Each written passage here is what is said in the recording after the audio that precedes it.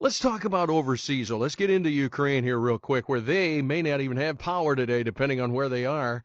And we're going into wintertime. So, yeah, it can get, as you may have guessed, pretty darn cold in the Ukraine in winter. And they're conserving electricity. They've been cooking on open fires out in the middle of neighborhoods. Try to put this into perspective as you get out in your car and try to head off to work today. It just hadn't happened for quite a while there. Joining us now is the CEO of Abundance International. This is a nonprofit that's trying to bring life-giving support to orphans in the Ukraine, and they actually operate orphanages, I think. Let's ask Marcum about that. Marcum Davis joins us now on your morning wake up. Good morning, Marcum. Hey, good You morning. have Great to be with you. Mhm. How many orphanages do you Go have? ahead. Well, 10 years ago, we started it, and I've been living there most of the time in Mykolaiv, Ukraine. And we started off just helping two locally, one in Mykolaiv and one in Kherson. And when the war kicked up, we just started getting a call from a lot. We've now expanded to helping, who's the last number? About 2,200 kids.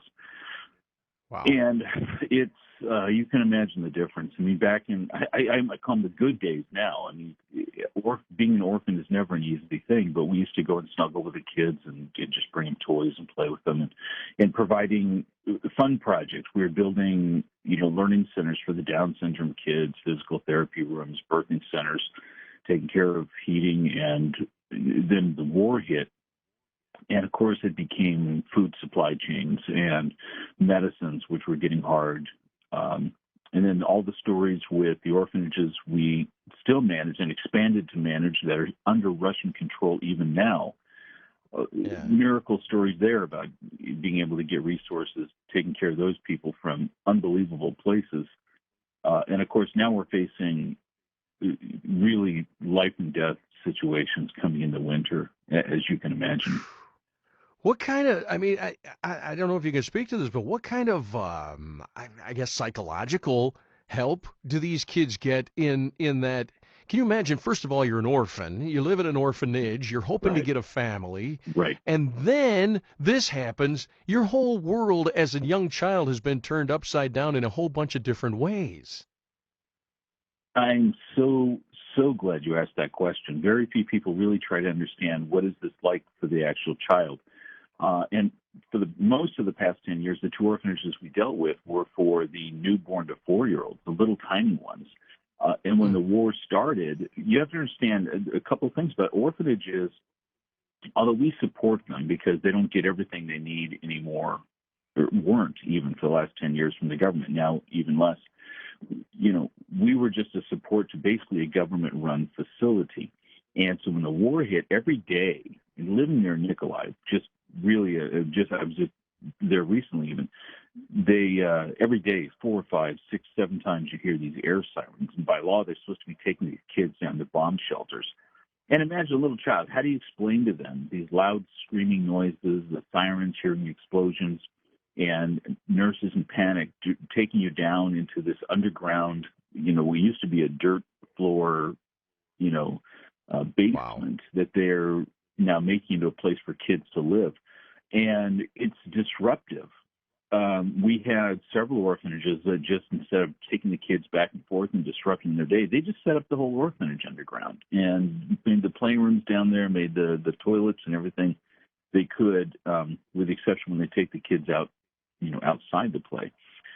And so the psychological issue is the first thing. I mean, within the first few weeks of the war, one of the doctors, all of these orphanages are run by pediatricians or other medical professionals as the head. And that's the first thing she was saying. She goes, these kids are going to need, psychological help when this thing is done. And so I leave it in their hands for that. We were just trying to make sure they had food supplies. And now in the last 2 months, because we saw a little bit ahead of time, living there, this is all new to all of you, but we anticipated a little bit of what could happen. And so the solutions are buying coal.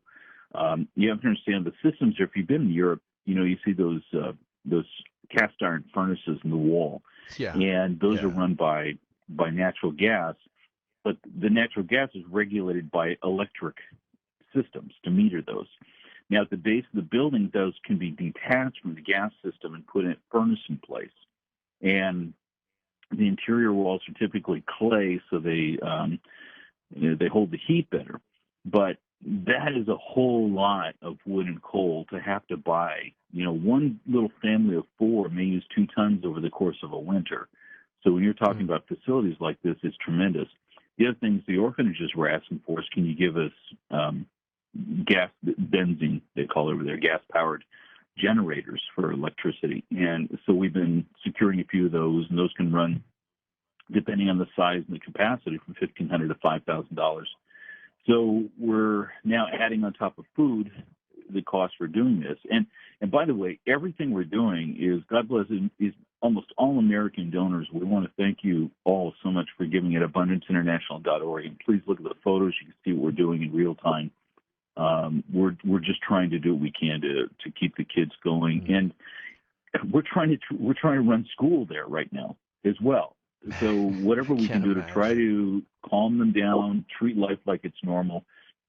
And we know, as I said, in a TV series, winter is coming. Oh man, Marcum Davis is with us, CEO of Abundance International. We're talking orphanages in the Ukraine.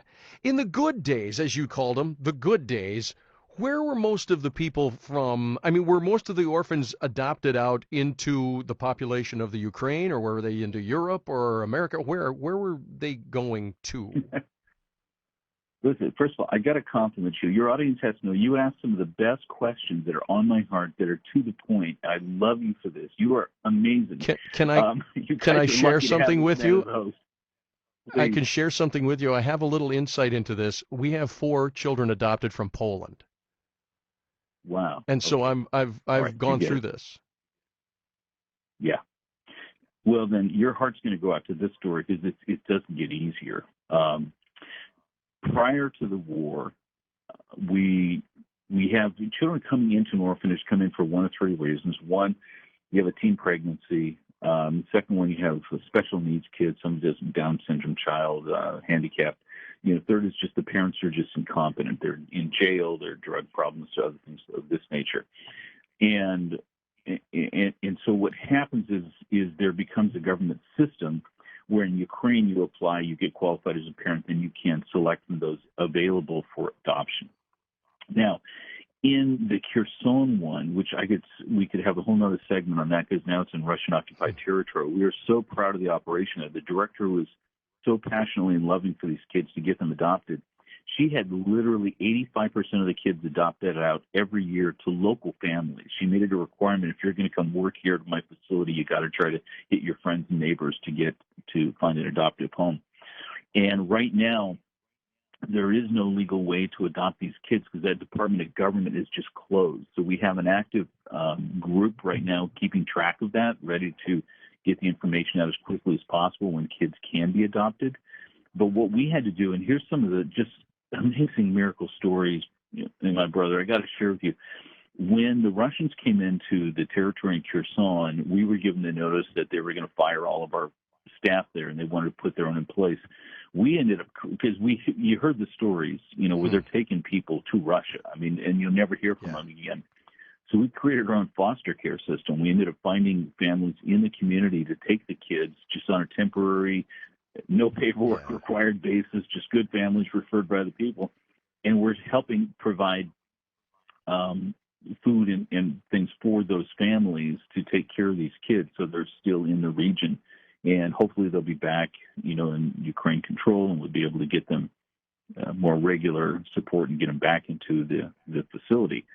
But that's currently the state of where things are right now. Man, oh man. All right, Abundance International. As we close up on time here, Marcum, we could talk all afternoon, or all morning, I should say. Yeah. But again, our hearts go out to these kids. I do want to plug just the website again. Thanks. And please check out what we're doing at abundanceinternational.org. And I support you for being an adopting parent as well. Good on you.